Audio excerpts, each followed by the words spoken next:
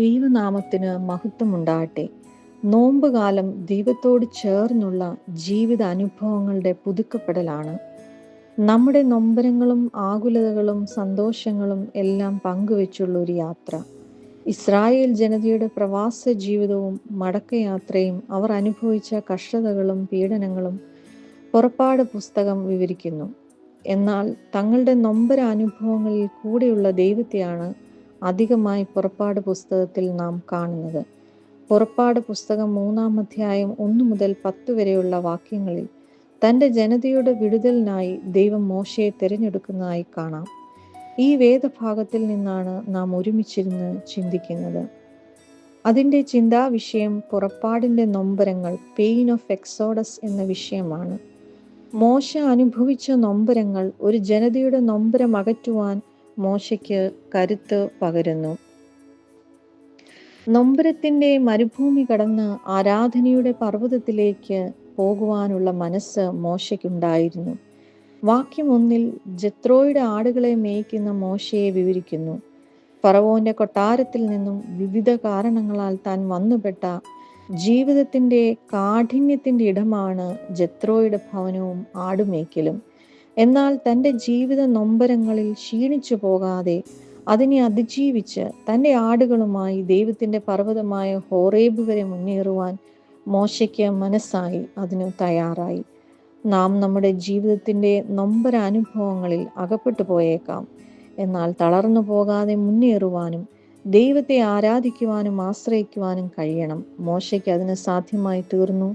തൻ്റെ നൊമ്പരങ്ങളെ ആരാധനയായി മാറ്റുവാൻ മോശയ്ക്ക് കഴിഞ്ഞു.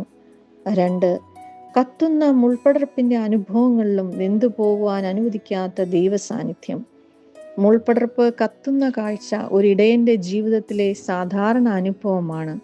എന്നാൽ കത്തുന്ന മുൾപടർപ്പിൽ വെന്തുപോകാതെ ഇരിക്കുന്നത് ഒരു അസാധാരണ കാഴ്ചയാണ്. അതിനാലാണ് അത് നോക്കേണ്ടുന്നതിന് വേണ്ടി മോശ മുൻപോട്ട് ചെല്ലുന്നത്.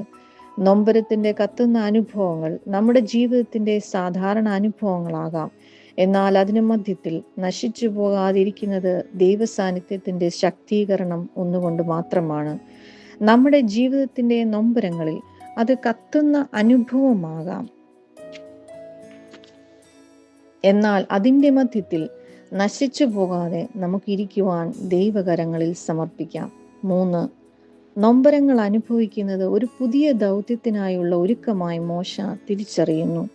തൻ്റെ വേദനകളും തൻ്റെ ജനത്തിൻ്റെ വേദനകളും അറിയുന്നതായ ഒരു ദൈവത്തെ നമുക്ക് കാണാം. ഊഴിയ വിചാരകന്മാർ നിമിത്തമുള്ള അവരുടെ വേദനകൾ ഞാൻ കണ്ടു, കേട്ടു, അനുഭവിച്ചു, തിരിച്ചറിയുന്നു എന്ന് ദൈവം പറയുന്നു. ഇങ്ങനെയുള്ള ജനത്തിൻ്റെ വിടുതലിനായി ദൈവം മോശയെ തിരഞ്ഞെടുക്കുന്നു.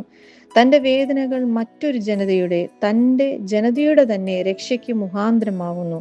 വേദനകൾ പിന്നോട്ട് പോകുവാനുള്ളതല്ല, മറിച്ച് മുന്നോട്ട് പോകുവാനുള്ളതാണ്, ഏറ്റെടുക്കുവാനുള്ളതാണ്, അതിന് കരുത്ത് പകരുവാനുള്ളതാണ്. മോശ തൻ്റെ ജീവിതാനുഭവങ്ങളിലെ വേദനകളുടെ മരുഭൂമിയിൽ തളർന്നു പോകാതെ ആരാധനയുടെ പർവ്വതത്തിലേക്ക് യാത്ര ചെയ്യുവാനും കത്തിപ്പോകാവുന്ന മുൾപടർപ്പിൻ്റെ അനുഭവങ്ങളിൽ വെന്തുപോകാതെ ദൈവസാന്നിധ്യത്തിൽ ആശ്രയിപ്പാനും നൊമ്പരങ്ങളിൽ പിന്നോട്ട് പോകാതെ ദൗത്യമേറ്റെടുത്ത് മുന്നോട്ട് പോകാനുള്ള ശക്തി ആർജിച്ചിടയായതുപോലെ ഈ നോമ്പുകാലം നമുക്കും പുറപ്പാട് അനുഭവങ്ങളിൽ നമ്മുടെ കൂടെ ഇരിക്കുന്ന, നമ്മുടെ വേദനകളിൽ കൂടെയുള്ള ദൈവത്തെ തിരിച്ചറിയുവാൻ ഇടയാവട്ടെ. ഈ വചനങ്ങളാൽ ദൈവം നമ്മെ അതിന് ശക്തീകരിക്കട്ടെ. ആമേൻ.